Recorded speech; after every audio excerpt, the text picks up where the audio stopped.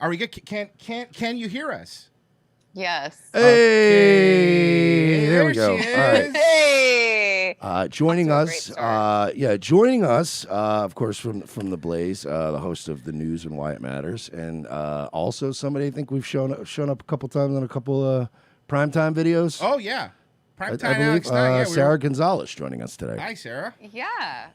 Thanks for having me. I do make the occasional cameo in the Alex videos. Now, it's funny because everyone automatically assumes that I'm like his wife or his girlfriend. And they're like, way to go, Alex. You got him. And I'm like, we're just friends. That's it. No, so hey, it's crazy. Are there rioting in the streets because abortions are completely illegal forever for everybody forever, according to the news?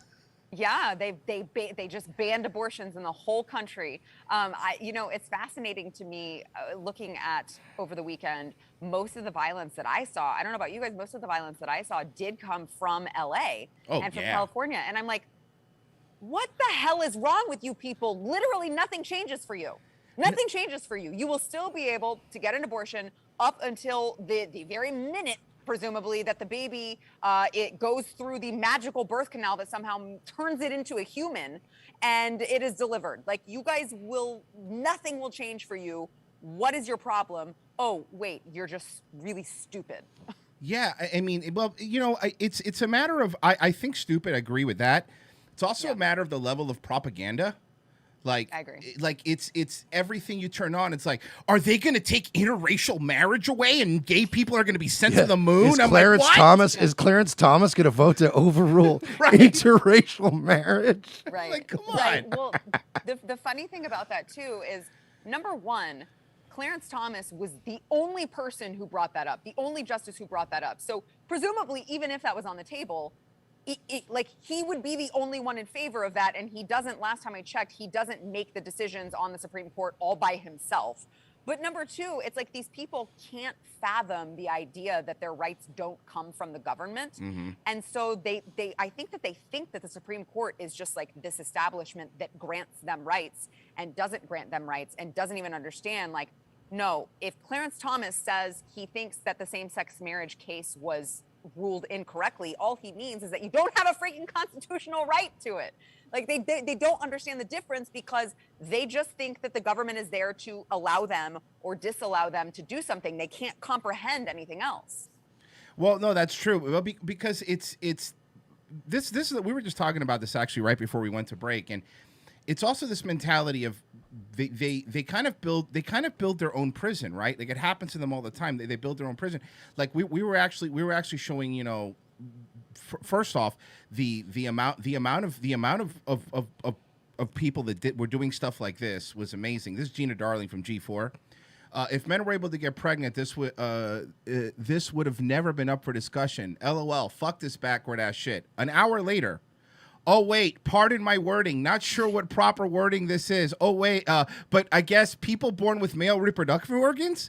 If that's not correct, please educate me. Sorry, that came off as transphobic. And you're like, oh, God, you guys are in hell and you did it to yourselves. Damned if you do and you damned if you don't. And my thing is, with Roe versus Wade overturned, it's like, for me, I think the biggest takeaway is seeing all these leftist women now just suddenly be so miserable. Mm-hmm. Because up until a couple of days ago, I remember them being all smiles and sunshine. Mm-hmm. And it's been very, very weird paradigm shift to see leftist women suddenly miserable. Yeah. It's like, dude, if Roe versus Wade didn't get overturned, you'd be fucking trying to burn down a courthouse in Portland anyway for some perceived, fucking something that happened to you. So it's like, I don't, whatever. It's also really funny to see, like on the screen we have right now, women that definitely can't have a baby anymore, being like, "This really hurts me. Why does this hurt you? How does this hurt you? This doesn't affect you." And also, you brought up Clarence Thomas, and this, I'm seeing the amount of complete, like, it felt like they call the alt-right bad. The things that they were calling Clarence Thomas. I mean, the N-word, the Uncle Clarence was trending. I saw him get called the N-word. Yeah. So much, and I was like, "What's going on?" And I was like, "I don't think I've ever heard any of the so-called alt-right people ever." Exactly. Like, I mean, it was machine gun N-words on Twitter, and I was just like, "What's happening?" Yeah, so you hear that from the left whenever a black person does something that they don't like, and so they're using the N-word, right? Right. And really, when you think about it, the pro-life position would be that, hey, actually, we want more black babies to be born. We don't want more black babies to be aborted in New York than are actually born. Like, we want all the black babies born. So who's the racist party here? Which one is racist? Because you guys are calling black people the N-word, and we're like, hey, can we just have more black babies being born? That would be pretty cool if they got to be born and not killed by their own mothers. They do tend to really try to downplay the underlying fact that it's a lot of black and it's babies disproportionate. It's disproportionately that, you right? know what I mean? It's and there's not a lot of like nuclear family Jewish homes that are like, well, I guess you're gonna have to get it aborted. Yeah, it just doesn't happen. Which, like this. I mean, which Margaret Sanger is like, this was my dream. I love this. Oh yeah, Margaret Sanger is having a party in hell, in my opinion. There's not a lot of Catholic Mexicans being like, well, I guess you're just gonna have to have an abortion. Like that's the other thing. The fact that they go, this is really gonna hurt them. Not Hispanics, not the Hispanic vote, not the black vote either. If you really think about it, I mean, if you want to talk about like, look what happened in Texas, man. They flipped a place that went for how many points for Biden? They flipped it to like 11 plus because the problem is that these things are great because, you know, the reason, like, for example, like a Mexican family comes to America because I want to be able to work, I want to be able to provide for my family, and I want them to get the best education in the world. And then they go, oh, yeah, here's the thing, though. You can't afford an apartment. We're going to teach your kids that they could be whatever gender they want. And they could abort them if they want without talking to their family. And like, wait, what? I didn't sign up for this. And people go, I'm not going to vote for that. Why would I vote for people that want to eradicate my children, you know? Yeah. Well, that's what I kept trying to, I mean, I guess maybe it was stupid of me to try to warn the left of this, but I'm like, you guys, if you guys keep pushing, you are going to lose the Hispanic vote because traditionally Hispanics are very, as you pointed out, like family oriented, obviously very Catholic and very pro-life. You know, to some degrees, like you shouldn't even be taking birth control. Oh yeah, they're hardcore. And of course, and of course, like their kids and their family, their kids are everything to them, and they're not really down with the whole LGBT stuff. Like, oh yeah. I'm not going to make a blanket statement about like homophobia, but like that doesn't resonate with Hispanic families, particularly Hispanic men. And so, like, you guys keep pushing this, you're going to lose the Hispanic vote, and I think that's what we're seeing. Let me explain something. I am Cuban, so I know firsthand. the machismo, number one, and the nope, not in my house mentality, and I think that overtakes any politics. And the other thing that I said is, if the Roe v. Wade thing, people go like, oh man, this happened now. This really sucks because midterms. I go, no, this is the perfect time to do it, and here's why.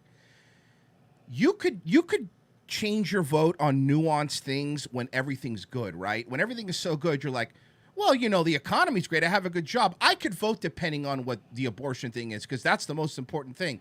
Right. But when people don't have money, right? When people can't get baby formula, when people can't get food, when people can't drive anymore because gas is $7 a gallon, people are like, yeah, no, I get it. And I'm not going to even argue about this. This isn't important to me or 99% of people. Because the other thing is, like, condoms aren't going anywhere.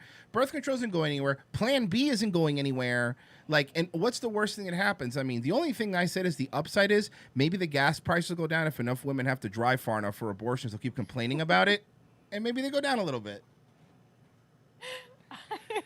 No, I was reading, actually, when we taped my show today, I was reading Insider, the outlet Insider they talked to like young women. I guess it was Gen Z, so they were born after 1996, and they were asking them how they felt about this new decision. And the answers were just ridiculous. I mean, you had like a 19-year-old who was like, well, I just am really, I mean, I've had to really think about not having as much casual sex anymore. And, you know, it really just, it's made me dial that back down. And I'm like, oh my God, you poor baby. That really sucks for you that you're not having as much casual sex. Whatever will you do with yourself if you can't go out and sleep with all the men? Like, oh no, I feel let me shed this tear really quickly for you. Oh, okay, there it is. It's gone. Yeah, but It's like, it's gross. Look, white liberal women are the absolute worst. We just need to call for a complete and total shutdown on all white liberal women until we can figure out what the hell is going on with them. They're like probably on antidepressants and birth control and all of these like mood altering substances that screw with their hormones, and then you get this kind of crap. It's sickening, especially as, you know, as a woman, to watch all of these women who claim to, like, they want to represent womanhood, and, you know, that they talk about feminism and all of these things, and I'm like, please stop. Could you identify as something else? Because I don't want you to identify as a woman anymore. Now I'm pro-trans. Okay? Yeah. Just go identify as something else. I don't want you. But that's exactly the point. It's like you're being hysterical. Number one, you always, your behavior isn't what I would call a boss bitch when you're mailing your period blood to Supreme Court. Like it's always like, yeah, you know, I do everything. You know, I work so hard. We're gonna shatter the glass ceiling, but I swear to God, if I don't get free birth control, I'm gonna burn down the Supreme Court. I swear to God. I'm like, what are you doing?